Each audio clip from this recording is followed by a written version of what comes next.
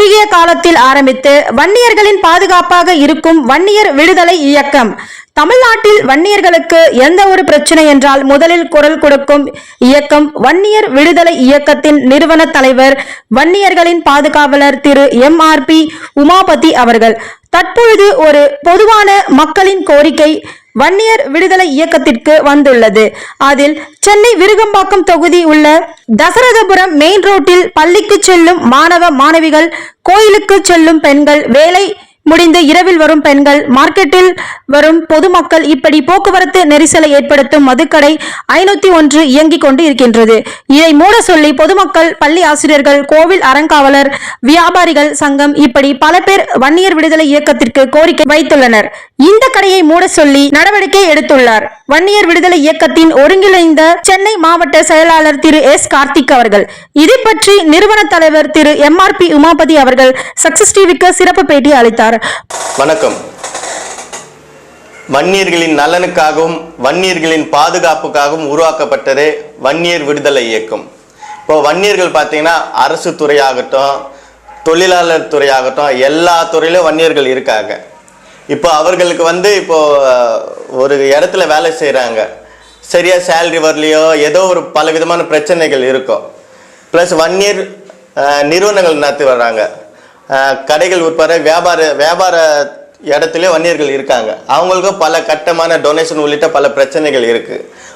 வீட்டு உரிமையாளர் ஆகட்டும், வாடகை வர்றவங்க பல விதத்தில் உரிமையாளர்களுக்கு குடைச்சல் கொடுக்குறாங்க, பிரச்சனை செய்கிறாங்க. இப்படி பாதிக்கப்படுற வன்னியர்களுக்காக பாதுகாப்பு அரணாக உருவாக்கப்பட்டது வன்னியர் விடுதலை இயக்கம். நம்முடைய வன்னியர் விடுதலை இயக்கத்தில் புதியதாக இணைந்துள்ள தீநகர் பகுதி மகளிர் அணி செயலாளர் தனலட்சுமி அவர்களுக்கும், ஒருங்கிணைந்த சென்னை மாவட்ட தலைவராக பொறுப்பேற்றிருக்கும் சென்னை கார்த்தி அவர்களையும் வன்னிய விடுதலை இயக்கத்தின் சார்பாக வரவேற்கின்றேன். எங்களுடைய நோக்கம் என்னவென்றால், தாய் மீது காட்டும் அன்பு, அக்கறை, பாசம் உணர்வை வன்னிய சாதி மக்கள் மீது காட்ட வேண்டும் என்பதே வன்னிய விடுதலை இயக்கத்தின் நோக்கம். புதியதாக இணைந்துள்ள சென்னை கார்த்திக் அவர்கள் முதல் கட்ட போராட்டமாக மதுக்கடையை மூட வேண்டும் என கோரிக்கையை முன்வைத்து நம்முடைய இயக்கத்தில் இணைந்துள்ளார். அதை பற்றி விளக்கமாக திரு கார்த்திக் அவர்கள் அளிப்பார். வணக்கம். புதிதாக இணைஞ்சிருக்கீங்க, அதை பற்றி சொல்லுங்க சார். நான் ஆல்ரெடி பாரதிய ஜனதா கட்சியில் தகவல் தொழில்நுட்ப பேரில் மாவட்ட செயலராக இருந்துகிட்ருக்கேன். இதுக்கு முன்னாடி நான் ஏடிஎம்கேல இருந்தேன், சில கோரிக்கைகளை வச்சு பார்த்தேன், ஆனால் எந்த ஒரு விஷயமும் நடக்கிற மாதிரி தெரியல. சரி, பிஜேபியில் வந்தேன்னா இப்போ அண்ணாமலை அண்ணனுக்கு இந்த முதல் கட்ட இதுவாக இந்த ஒயின் ஷாப்பை மூடுறதை பற்றி ரொம்ப பிரச்சனையான எங்கள் ஏரியாலே இருக்கிற ஒரு பிரச்சனை பார்த்திங்கன்னா அது ஒரு முக்கியமான பிரச்சனைன்னு சொல்லலாம். அந்த பிரச்சனையை அண்ணாமலை அண்ணனுக்கும் நான் என்னோட தனிப்பட்ட முறையில் என்னோட லெட்டர் பேட் வச்சுருக்கேன். அதுக்கான பணியை நடந்துட்டு இருக்குன்னு சொல்லி அவர் சைட்லேருந்து எனக்கு ஒரு வந்துடுச்சு. வீட்டுக்கு ஒரு அக்னாலஜ்மெண்ட் லெட்டர் மாதிரி அமைச்சிட்டாங்க. ஸோ அது அப்படியே ப்ராசஸில் நிற்கிது. இந்த எலெக்ஷன் ஒர்க், இந்த ஒர்க்லாம் முடிச்சு இப்போ நம்ம தலைவரை மீட் பண்ணோம். இந்த கட்சியோட கொள்கைகள்லாம் சொன்னாங்க. எனக்கு ரொம்ப விருப்பமான ஒரு இது. நம்மளோட நான் எப்போவுமே பார்த்தீங்கன்னா இந்த ஜாதி ரீதியாவோ கட்சி ரீதியாவோ எந்த ஒரு இதுலேயும் இல்லை. ஆனால் இவங்க அந்த மனப்பான்மை இல்லை எனக்கு. அது எப்படி சொல்கிறதுன்னு எனக்கு கரெக்டாக இப்போல்லாம் யாருக்கிட்டையும் பழகிறது நான் ஜாதி பார்த்து பழகிறது இல்லை, இந்த கட்சிக்காரங்க அந்த கட்சிக்காரங்கன்றது பழக்கம் இல்லை. ஆனால் இந்த மாதிரி ஒரு நல்ல மனுஷங்க நம்மளோட இயக்கத்தில் ஜாதியில் இருக்கும் போது ரொம்ப பெருமையாக இருக்குது. இவர் ஆல்ரெடி நான் முன்னாடி இருந்து எனக்கு பார்த்துருக்கேன். இந்த சைடில் போகும்போது இந்த நேம் போர்டு, இந்த ஆஃபீஸோட டீட்டெயில்ஸ்லாம் நான் பார்த்துருக்கேன். ரொம்ப நல்ல ஒரு கொள்கையாக இருக்குது. நல்ல ஒரு ஹெல்பிங் மைண்டில் நல்ல அங்கங்கே இருக்கிற வன்னியர்களுக்கு, நம்ம ஜாதிக்காரங்களுக்கு ஒரு ஹெல்ப் பண்ணுற ஒரு மைண்ட் செட்டில் இந்த இயக்கமாக இருக்குது. இது எப்படின்னு பார்த்தீங்கன்னா, ஒரு விடுதலை இயக்கம்ன்றது சுதந்திரமாக வன்னியர்கள் என்ன வேலை வேணால் செய்யலாம், அவங்களுக்கு எந்த பிரச்சனையாக இருந்தாலும் பார்த்துக்கலான்ற ஒரு கொள்கை மாதிரி இருக்குது எனக்கு தோணுது. அதனால் நான் இந்த இதில் மனப்பூர்வமாக நான் பணியாற்றுறதுக்கு வந்திருக்கேன். இது என்னோட முதல் கட்ட நடவடிக்கையாக பார்த்தீங்கன்னா, இந்த விருகம்பாக்கம் பகுதி சாலிகிராமத்தில் அமைஞ்சிருக்க 501 கடையன் இந்த கடையை ஒரு பெரிய ஒரு போராட்டம் பண்ணி மூடிடலான்ற ஒரு முயற்சியில் தான் நான் இங்கே நான் இணைஞ்சிருக்கேன். இது அந்த ஒயின் ஷாப்பை பற்றி உங்களுக்கு அந்த ஏரியாவில் நீங்கள் கேட்டு பார்த்தீங்கன்னாலே தெரியும். ரொம்ப ஒரு பார்த்தீங்கன்னாலே தெரியும். ஸ்கூல் பசங்க வாங்கிட்டு போகிறது, பக்கத்தில் ஒரு பொதுமக்கள் லேடிஸோ இதுவோ 6 மணிக்கு மேலே அங்கே சுத்த முடியாது. ரொம்ப நிறைய பிரச்சனைகள் இருக்குது. அது மூலயமா பார்த்தீங்கன்னா அந்த ஸ்கூலோட பக்கத்தில் இருக்க கரியப்பா ஸ்கூலோட எஸ்மின் அதான் தலைமை ஆசிரியரும் 11 டீச்சர்ஸும் தனிப்பட்ட முறையில் ஒரு இதுவும் கொடுத்துருக்காங்க எங்களுக்கு. அவங்களோட கோரிக்கை மனுவாக அந்த வைன் ஷாப்பை மூட சொல்லி எங்களுக்கு ஒரு கோரிக்கை மனுவாக கொடுத்துருக்காங்க. பக்கத்தில் இருக்க இன்னொரு ஸ்கூலு, அந்த பக்கத்தில் இருக்க எல்லா கடை வியாபாரிங்க எல்லாருமே கொடுத்த கோரிக்கை மனுவும், அதேமாதிரி பொதுமக்கள் வந்து அவங்க தனிப்பட்ட முறையில் என்னென்ன கொடுத்துருக்காங்கன்ற எல்லாரோட இதுவும் ஃபுல்லாகவே நாங்கள் கலெக்ட் பண்ணி வச்சுருக்கோம். ஒரு பெட்டிஷனாக கொடுத்துருக்காங்க. இது கம்ப்ளைண்ட்டாக வந்து நாங்கள் ஆல்ரெடி அமைச்ச அக்னாலஜ்மெண்ட் லெட்டரும் இருக்குது. மொத்தமாக எடுத்திருக்கோம். இந்த அக்னாலஜ்மெண்ட் லெட்ரு போஸ்ட் பண்ண இதுக்கும் நான் நேர்லேயும் போய் பார்த்து பேசிட்டு வந்துட்டேன். அவங்க வந்து இன்னும் கொஞ்சம் வெயிட் பண்ணுங்க, நாங்கள் பண்ணி கொடுத்துருன்ற ஒரு காரணத்தை தவிர வேறு எதுவுமே பண்ணல. இதுக்கு முன்னாடியும் பார்த்தீங்கன்னா நிறைய போராட்டங்கள் நடந்திருக்கு. ஒரு 15 போராட்டங்கள் நடத்தியிருப்பாங்க. பண்ணித்தரேன் சொல்லிட்டு முடிக்கலாம். ஆனால் இந்த வாட்டி இந்த இயக்கம் மூலயமா நடக்கிற போராட்டம் வந்து வெற்றிகரமாக முடியும்னு ஒரு முழு நம்பிக்கையோடு நான் சொல்கிறேன்னா இதை. சார், இப்போ ஒன் ஷாப் நீங்க மூட சொல்றீங்க, தமிழக அரசுக்கு மெயினா அதுதான் வருமானம், சரிங்களா? நீங்க எப்படி சார் அதை வந்து மூடுன்ட்டு அசல்ட்டா சொல்றீங்க? இல்ல பிரச்சனை இருக்கு. இல்லை, வருமானம் வர்றது வந்து நான் ஏற்றுக்கக்கூடிய விஷயம் தான். ஆனால் ஸ்கூல் பசங்க கிட்ட விற்கிறதுன்றது ஒரு தப்பான ஒரு இயக்கம்ல.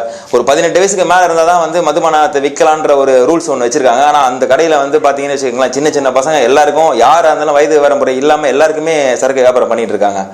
முக்கியமாக வந்து அதிகமாக வந்து அந்த இடத்துல நான் இது பண்ணுறது, ஸ்கூல் பசங்க வந்து அதிகமாக அவங்களோட வாழ்க்கை சீரழிச்சு போகிற மாதிரி நிலைமையில இருக்குது அங்கே. சரிங்க சார், சொல்றீங்க. இப்ப பொதுமக்களுக்கு ஏதாவது பிரச்சனை வந்திருக்கா? சொல்லுங்க. அந்த ரோடு பார்த்தீங்கன்னா ரொம்ப மிக குறுகிய சாலை. அது இருக்கிறதுலே பார்த்தீங்கன்னா நீங்கள் அந்த 501 கடையை நீங்கள் நேரில் வந்து பார்த்தீங்கன்னா உங்களுக்கு நல்லாவே தெரியும். அது வந்து சந்தையாக யூஸ் பண்ணுற இடம். அது எதிரில் நாட்டு மருந்து கடை, இந்த சைடில் மெடிக்கல் ஷாப், இந்த பக்கத்துலேயே ஹோட்டலு, இந்த சைடில் ஃபேன்சி ஸ்டோரு, இந்த சைடில் பார்த்தீங்கன்னா ராஜா புக் சென்டர்னு ஒரு புத்தக கடை. எல்லாமே பப்ளிக்கு, சின்ன பசங்க, ஒரு பெரியவங்க எல்லாருமே, நாட்டு மருந்து கடை எல்லாமே வந்து பப்ளிக் யூஸ் பண்ணுற இடமா இருக்குது. அதை ஒட்டின ரோட்டில் பார்த்தீங்கன்னா சுகாதார மருத்துவமனை இருக்குது. அந்த இது கூட போயிட்டு வர முடியல. யாருமே வந்து யூஸ் பண்ணுற அந்த ரோடு கார்னரில் பார்த்தீங்கன்னா ஃபுல்லாக பாட்டில் போட்டு வச்சுருக்கானுங்க, வாந்தி எடுக்கிறானுங்க. ஒரே ஏகப்பட்ட ஒரு தொல்லையாக மட்டும்தான் இருக்குதா வேற. அந்த இடத்துல வந்து அந்த ரோடை கிராஸ் பண்ணும்போது யாரோட மைண்டும் பீஸாக இருக்காது. ஒரு வயசானவங்க போக முடியல, ஒரு லேடிஸ் அந்த இடத்துல கிராஸ் பண்ண முடியல. சார், அதை பற்றி ஒரு வீடியோவில் இருக்குங்களா?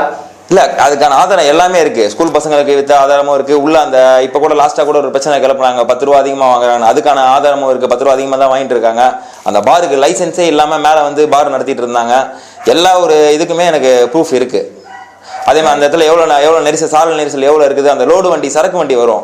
ஒரு டைமில் வந்து அவங்க சரக்கு ஏற்றும் போது அந்த ரோட்டில் வந்து எந்த ஒரு ஆட்டோ கூட கிராஸ் பண்ண முடியாது. அதே மாதிரி அந்த சைடிஸ்க்கு கொண்டு வரும்போது வாட்டர் பாட்டில், அந்த ஸ்நாக்ஸ் அதெல்லாம் எடுத்துகிட்டு வந்து நிற்பாங்க. பெரிய லாரியில் தான் வந்து நிற்கிறானுங்க அந்த இடத்துல. வந்து ரோட்டில் வந்து ஒருத்தர் இதுவும் போகவும் முடியல. இந்த ஒரு முக்கியமான எதனா எமர்ஜென்சிக்கு போகிறாங்க, ஒரு ஆட்டோவோ இல்லை காரோ ஏதாவது கிராஸ் ஆகுதான் அந்த இடத்துல கிராஸ் பண்ண முடியாது. அந்த சரக்கு வண்டி நிற்கிற டைமில் கிராஸ் பண்ண முடியாது. அவ்வளோ சாலை நெரிசல் இருக்குது. அதே மாதிரி வண்டி விடுறதும் பார்த்தீங்கன்னா ரோட்டில் தான் விடுவாங்க. நீங்கள் லைவாக வந்து பார்த்தீங்கன்னா உங்களுக்கு நல்லாவே தெரியும். சரிங்க சார், அதை பத்தி வீடியோ எடுத்துக்கீங்களா? இருக்கு, அதோட எல்லா ஆதாரமும் இருக்கு எனக்கு. சரி, இது பத்தி அங்க இருக்கிற சட்டமன்ற உறுப்பினர்களுக்கோ கவுன்சிலருக்கு அதை கொடுத்துருக்கீங்களா? எல்லாரோட இதோட நாலேஜ்மெண்ட்ல தான் இது எல்லாமே நடந்துட்டு இருக்கு. இத்தனை வருஷமா போராட்டம் நடத்திருக்காங்க. இது ஏடிஎம்கே நடத்திருக்காங்க, டிஎம்கே நடத்திருக்காங்க, நிறைய ஒரு லைன்ஸ் கிளப், இந்த FOS எல்லாருமே சேர்ந்து நடத்திருக்காங்க. இதுக்கான ஆதாரங்கள் எல்லாமே இருக்கு. ஆனா எந்த ஒரு நடவடிக்கை இதோ பண்ணித்தரேன்னு சொல்லிட்டு பண்ணவே மாட்டாங்க. அவங்க அந்த ஒரு பெரிய ஒரு போராட்டம் எங்களோட போராட்டம் நடக்கும். கண்டிப்பா இதுக்கு நாங்கள் வெற்றி காணுவோம். இதுல சார், இந்த கோரிக்கை வந்து வன்னியர் விடுதலை இயக்கம் உங்ககிட்ட வந்திருக்கு. இது எப்படி சார் சாத்தியமாகுமா? ஏன்னா ஒயின் ஷாப் என்பது தமிழக அரசோட முக்கியமான விஷயம். அதெல்லாம் வந்து வரவுகள்லாம் வருது. பேப்பர்ல பார்த்தீங்கன்னா தெரியும், 1.5 கோடி வந்தது, 2.5 கோடி வந்தது, 5 கோடி கரெக்ட் ஆனதுன்னு சொல்றாங்க. இது சாத்தியமாகுமா சார்? சொல்லுங்க. இப்போ பார்த்தீங்கன்னா வன்னியர் விடுதலை இயக்கம் வன்னியர்களுக்காக மட்டும்தான் போராடும், வன்னியர்கள் நலனுக்காக மட்டும்தான் போராடும். இது ஒரு தரப்பு வாதம், இது உண்மைதான். அப்படி இருந்தாலும் சமுதாயம் காப்பதே சத்திரிய தர்மம் என்ற அடிப்படையில் பொதுமக்கள் எங்களிடம் வைத்த கோரிக்கையின் அடிப்படையில் நாங்கள் இதை வந்து கையில் எடுத்திருக்கோம். இதை வந்து நாங்கள் வந்து அராஜக போக்களை வந்து நாங்கள் நடத்த விரும்பலை. சட்ட ரீதியாக பல துறைக்கு நாங்கள் வந்து துறை ரீதியாக என்னென்ன பண்ணமோ எல்லாம் பண்ணிட்டோம். அடுத்த கட்டம் என்ன, முறைப்படி அனுமதி பெற்று மக்கள் மூலமாக போராட்டம் நடத்த உள்ளோம் மிக விரைவில். அதை அடுத்து தேவைப்பட்டால் நாங்கள் நீதிமன்றம் வரை செல்வோம் என வன்னியர் விடுதலை இயக்கத்தின் சார்பாக பொதுமக்களின் நலனுக்காக வன்னியர் விடுதலை இயக்கம் இந்த கடையை எப்படி மூட நீங்க கேட்டிருக்கீங்க, எப்படி மூடி காட்டுறோம். என்ன காணொளி மூடிய பிறகு நான் உங்களுக்கு வந்து பேட்டியாக அளிப்பேன். எல்லா வழிமுறைகள் இருக்கு. அதாவது ஜனநாயக நாடு முறை, அதாவது மக்களுக்கு நாங்கள் வந்து வீம்புக்கோ தேவையற்றதை செய்யலை. இது வந்து எல்லாத்துக்கும் ஒரு வரைமுறை இருக்கு. ஸ்கூலுக்கு இவ்வளோ தூரத்தில் இருக்கணும், கோயிலுக்கு இவ்வளோ தூரத்தில் இருக்கணும், எல்லா வரைமுறை இருக்கு. அந்த வரைமுறைகளை பின்பற்றாமல் அந்த ஒயின் ஷாப் இருக்கு. இப்போ எப்படின்னு பார்த்தீங்கன்னா, இந்த கொரோனா டைமில் வந்து நமக்கு என்னென்ன மருந்து எடுத்துப்போம் சரியாகலை. எதுக்கு என்ன மருந்து எடுத்தால் சரியாகுமோ அதுக்கு அந்த மருந்து கொடுத்தா மட்டும்தான் சரியாகும். பல பேர் வந்து பல விதமான போராட்டம் பண்ணியிருப்பாங்க, ஆனால் சரியான முறையில் வந்து யாரும் போராட்டம் நடத்தலை. இதுக்கு எப்படி தீர்வு? அதை வந்து வன்னியர் விடுதலை இயக்கம் மூலமாக அந்த பூனைக்கு யார் மணி கட்டுவான், அதை வந்து வன்னியர் விடுதலை இயக்கம் அந்த பூனைக்கு மணி கட்டும். மிக விரைவில் அந்த மதுக்கரையை நாங்கள் அப்புறப்படுத்தி காட்டுறோம். இதை நான் ஒரு சவாலாகவே விடுகிறேன். எங்களுடைய கோரிக்கையும் எங்களுடைய நடைமுறையும் அனைத்தும் சட்டத்திற்கு உட்பட்டு நடக்கும். அதை பத்தி உங்களுக்கு நிறைய கொலை மிரட்டல் நிறைய விஷயம் போறதுக்கு ஆளுங்க வந்து என்ன சார் பண்ணுவீங்க?